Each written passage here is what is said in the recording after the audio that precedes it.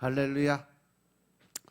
하나님의 말씀 사도행전 9장 19절부터 27절까지 말씀입니다. 19절부터 27절의 말씀.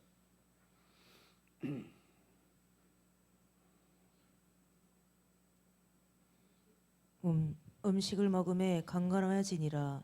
사울이 다메섹에 있는 제자들과 함께 며칠 있을새 즉시로 각 회당에서 예수의 하나님의 아들이심을 전파하니 듣는 사람이 다 놀라 말하되 이 사람이 예루살렘에서 이 이름 부르는 사람을 잔해하던 자가 아니냐. 여기 온 것도 저희를 결박하여 대제사장들에게 끌어가고자 함이 아니냐 하더라. 사울은 힘을 더 얻어 예수를 그리스도라 증명하여 다메섹에 사는 유대인들을 굴복시키니라.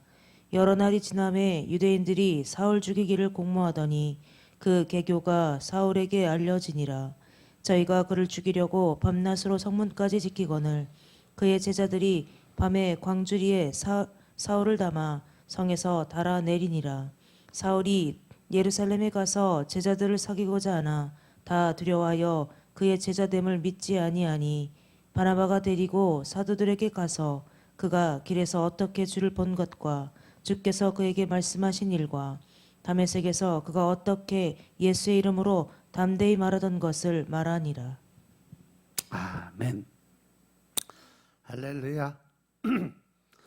이제 사울이 예수님을 이제 다메섹 도상에서 만나고 눈이 멀게 되죠. 그리고 나서 사흘 동안 눈으로 보지도 못하고 먹지도 못하고 3일 금식을 하고 난 이후에 아나니아가 찾아와서 하나님의 음성을 듣고 찾아와서 안수 기도를 할 때 눈이 뜨여지고 이제 그 후에 무릎 꿇고 세례를 받고 또 성령님의 인도하심에 따라 그가 이제 변화된 모습으로 음식을 이제 먹기 시작하니까 몸이 회복됐다 하는 얘기죠.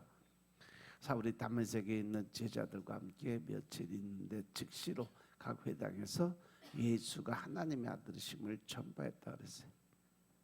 사울은 다메섹에 있는 제자들과 함께 며칠 같이 있었어요. 그는 예수님을 만나기 전에 회당에 있는 예수님을 믿는 자들을 잡으러 갔어요. 그런데 그 변화된 그가 다메섹 회당에서 예수가 하나님의 아들이심을 증거했다는 거죠. 그가 예수를 믿는 사람들을 잡으러 가고 그들을 핍박하고 그들을 못 살게 구던 사람이 예수님을 만나서 변화가 돼서 이제 예수가 그리스도시고 그분이 메시아였다는 것을 증거하는 자로 변했어요. 그런데 변화된 그가 다메섹 회당에서 예수가 하나님이라는 것을 증거하는 그런 사람은 변화된 거죠. 그는 예수님을 그리스도로 분명히 영접하라고 증거했어요. 사울의 이 변화는 완전하게 아주 분명하게 변화가 됐어요. 그래서 21절에 보니까 듣는 사람들이 다 놀라서 이야기를 하는데 이 사람이 예루살렘에 이 이름을 부르는 사람을 멸하던 자가 아니냐. 여기에 온 것도 그들을 결박해서 대제사장에게 끌고 가고자 함이 아니느냐. 이 사도 바울을 통해서 말씀을 받은 사람들이 다 놀랐다는 거죠. 그들은 이 사람이 예루살렘에서 예수님의 이름을 부르는 사람들을 멸하던 자라는 것, 그들을 잡아서 옥에 가두고 때리고 또 죽이고 하는 그러한 사람이었다는 것을 알고 있었던 사람이에요. 그래서 사도 바울이 예수님 믿기 전에 아주 악명이 높은 자였어요. 이 사실을 아는 사람, 그 다메섹에 온 것도 예수 믿는 사람들을 체포하고 또 그들을 옥에 가두고 이렇게 하러 온 것을 알고 있었어요. 이 사실을 아는 사람들은 이 사울이 예수님을 그리스도라고 증거하니까 놀랐다는 거예요. 그들은 180도 바뀐 사울의 변화로 놀라워했어요. 하나님이 이렇게 친히 놀라운 일들을 이루시는 하나님이심을 믿으시기 바랍니다. 그리고 22절에 보니까 사울은 힘을 더 얻어서 예수를 그리스도라 증언하고 다메섹에 사는 유대인들을 아주 당혹해 했다 그랬어요. 사울은 사람들이 자신의 변화로 놀라워하니까 자신이 변화된 것을 사람들이 알아주는 것에 대해서 더 힘을 얻어서 예수를 그리스도라고 증언하는, 즉 복음 전도자의 사명을 감당을 했다는 거죠. 그가 예수님이 자신의 죄사함을 주시고 또 인도자가 되시고 통치자가 되심을 증거했다고 그래요. 예수님은 우리의 살아계신 그리스도고 하나님의 아들이십니다. 그분이 바로 살아계신 왕이십니다. 다메섹에 있는 유대인들은 자기 편인 줄 알던 사울이 반대편에 서게 되니까 아주 급하게 당혹하게 생각을 했다라고 기록이 되어 있는 거예요. 왜냐하면 이 사울이 예수 그리스도를 믿는 사람들을 핍박하던 사람이 그분이 바로 메시아고 그분이 그리스도라고 증거를 하니까 이 유대인들, 즉 대제사장들은 놀라 자빠졌다는 거죠. 그리고 23, 24절에 보니까 여러 날이 지났는데 유대인들이 사울이 죽이기를 공모했다 이렇게 돼 있어요. 즉 다시 말해서 그렇게 이 사도 바울이 계속 복음을 증거하면서 많은 사람들을 변화시키고 있으니까 이 유대인들이라는 것은 바로 유대의 제사장들이에요. 그들이 이제는 안 되겠다. 저거 그냥 놔두면 큰일 나겠다.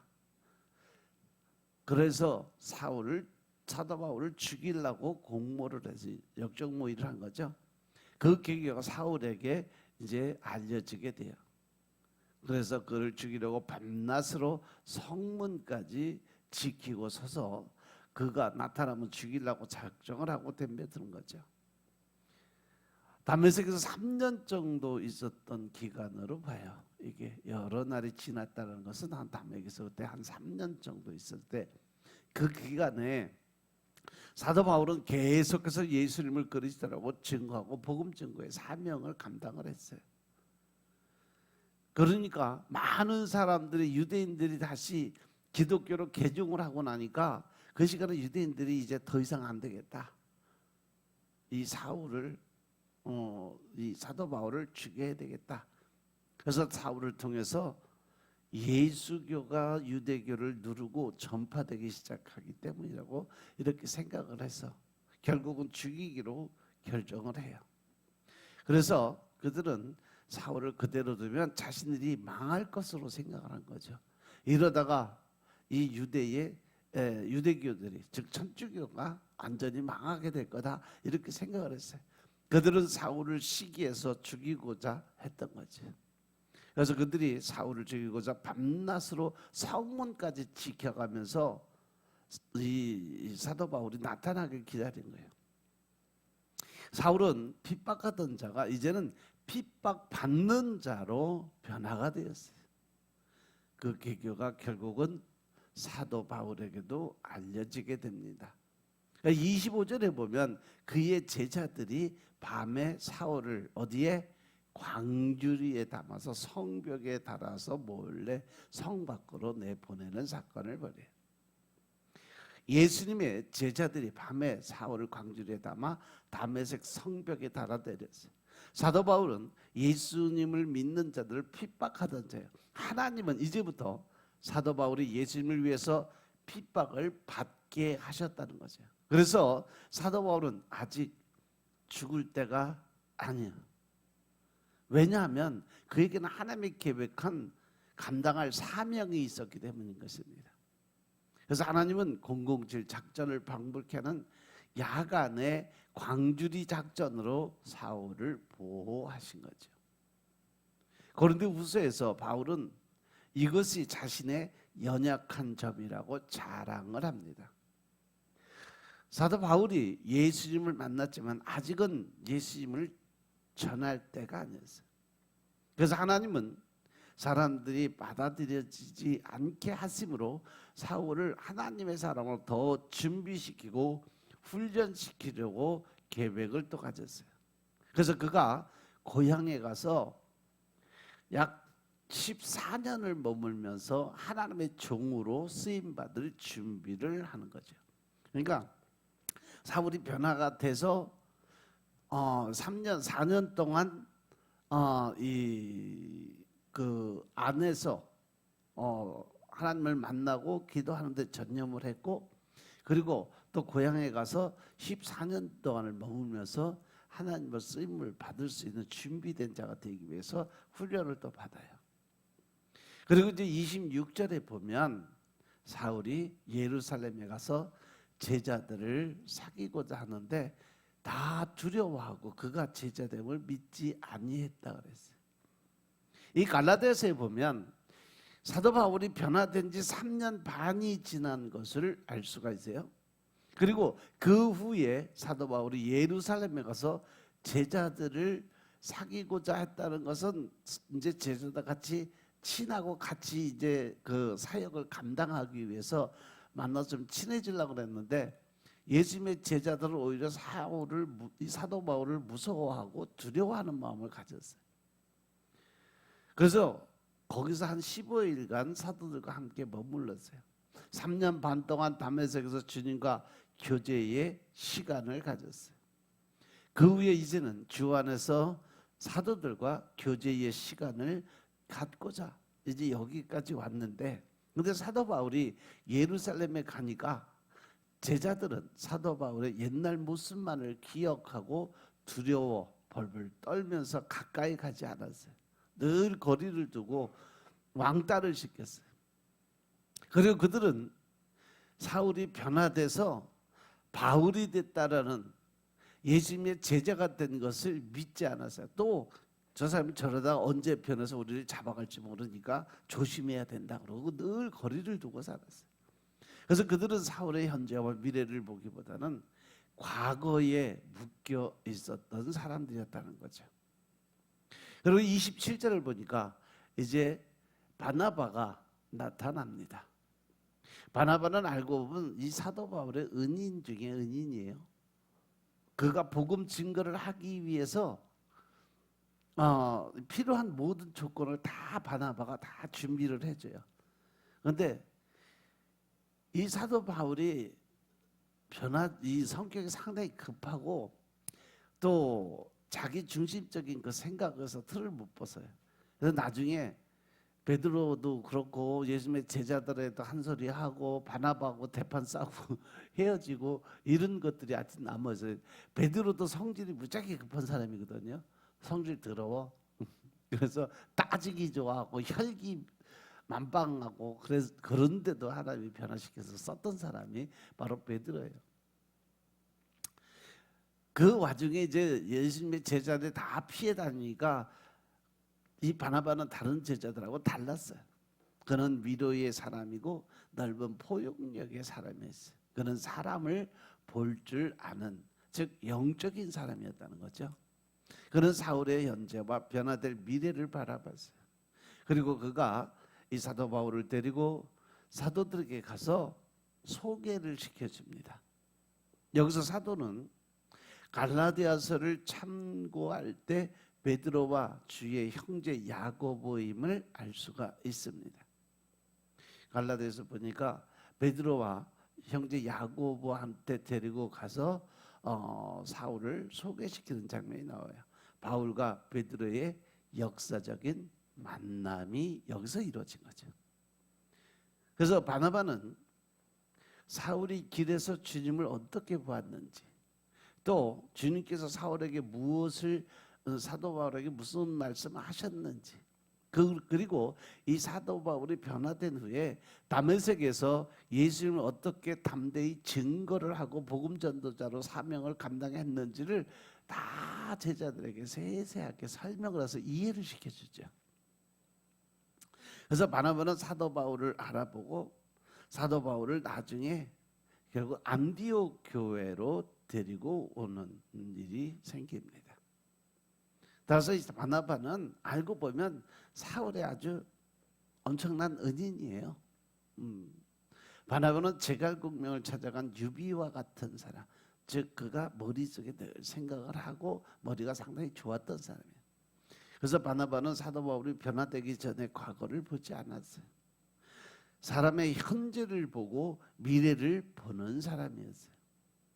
우리가 사람을 얻기 위해서는 그 사람의 과거에 연연해서는 안 돼요. 예수님 안에서 변화된 현재를 보고 앞으로 쓰일 미래를 볼 줄 알아야 된다. 그런데 우리는 흔히 사람들의 과거에 집착하는 습관들을 못 버려요.